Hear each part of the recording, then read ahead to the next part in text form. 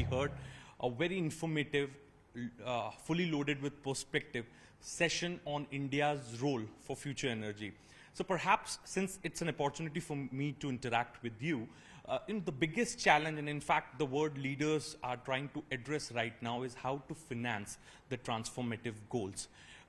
Since you are personally involved in this sector and you give a lot of priority to this sector, and perhaps it's one of the agendas of the G20 also, I would like you to elaborate for our viewers that how India is going to take this challenge forward. So, financing cannot be done only on the back of multilateral financial institutions. It's important, but it can't be done. The developed world had committed to $100 billion a year in 2009. They've not lived up to it. But irrespective of that, while we keep pushing for that, there's a need for a lot of private capital flow to move into both SDG and climate space. Private capital is available. There's no shortage of private funds. $350 trillion are available. $150 trillion are available with institutional lenders and pension funds, etc. But the risks of different regions are different, and therefore you need to de-risk that.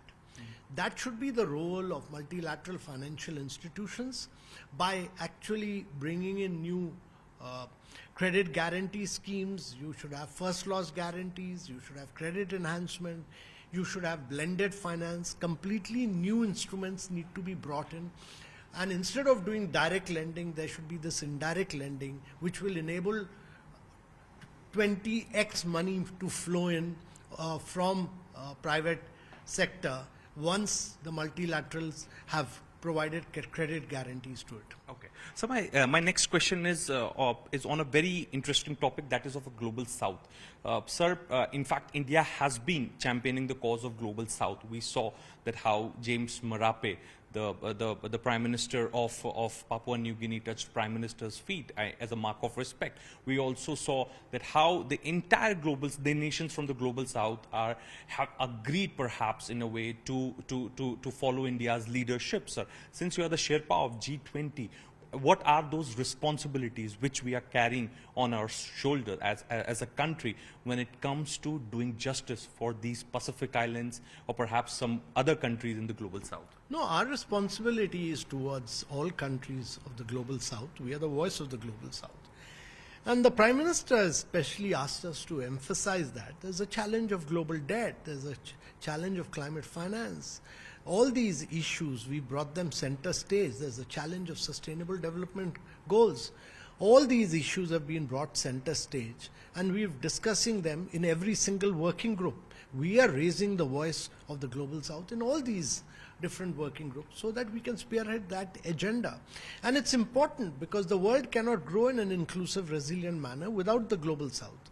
The world cannot have climate action without the global south.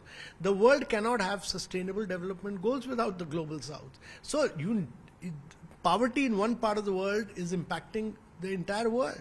And therefore, if vast segments of population have gone below poverty line because of COVID, if people have got impacted in education and health, we need to take care of that. And that is why we are talking about accelerated, inclusive and resilient growth. We are talking about sustainable development goals in a very big way. And all this is because we want to bring the voice of the global south very center stage. Okay. So my next question is that, perhaps we have a very successful tenure so far as G20 is concerned. But a point which usually Western media time and again raise is that India is unable to bring joint statement because Russia and China are not ready to abide by the promises they made during the Bali G20 summit. So do you think that perhaps we could be able to draw consensus when head of the state meeting will take place in September? Or do you think that India, as a mature nation, obviously India is seen as a nation balancing the two blocks, will put forward the voice of global south, will put forward other agenda and over this particular issue? So how do you see, because India has been made to walk a tightrope time and again whenever summits take place? Now, our objective is to push a very ambitious developmental agenda. That is what we are pushing. We are pushing action on ambitions, on issues which are impacting poverty, which are impacting growth, which are impacting climate action, which are impacting growth and prosperity, because G20 is a forum for growth and prosperity and financial inclusion. Those are the issues: technological development, digital public infrastructure. Those issues we are pushing for. As far as consensus is concerned, it was an inclusive split para in Bali, where different views were taken into consideration. The Russia-Ukraine war is not of our making. It's a war going on in Europe. It's an important issue. But there are many other important issues. There are other important issues of development, of growth, of progress, which we'll continue to focus on. It's for the rest of the world, the other members of the G20, to realize that they need to focus on growth and development and not excessively focus on just the Russia-Ukraine crisis. So, very last question, sir. We have witnessed multiple G20 events taking place, even not just when India is doing the president, before this, or Indonesia and other countries. But the kind of popularity that the Prime Minister Modi brings on table when India is hosting G20 presidency.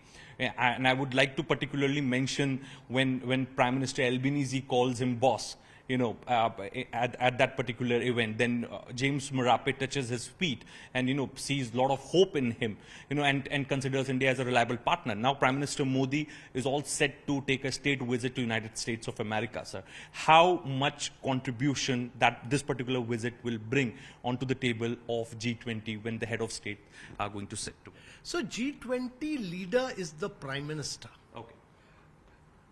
During India's presidency, the Prime Minister is the leader. The political and the development narrative is a very important thing.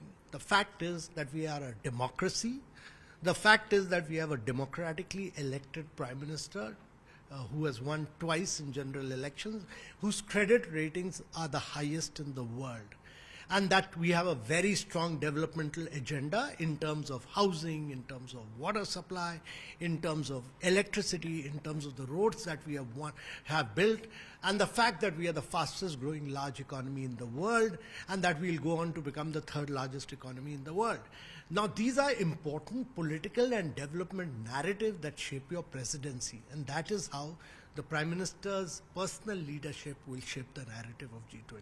Thank you so much for speaking to CNN News 18. So Amitabh Kant speaking exclusively to CNN News 18 and making it very clear that absolutely the kind of popularity the Prime Minister is enjoying, the kind of approval rating that Prime Minister is enjoying will definitely shape the agenda and narrative for G20 head of state meeting, which is going to take place in the month of September.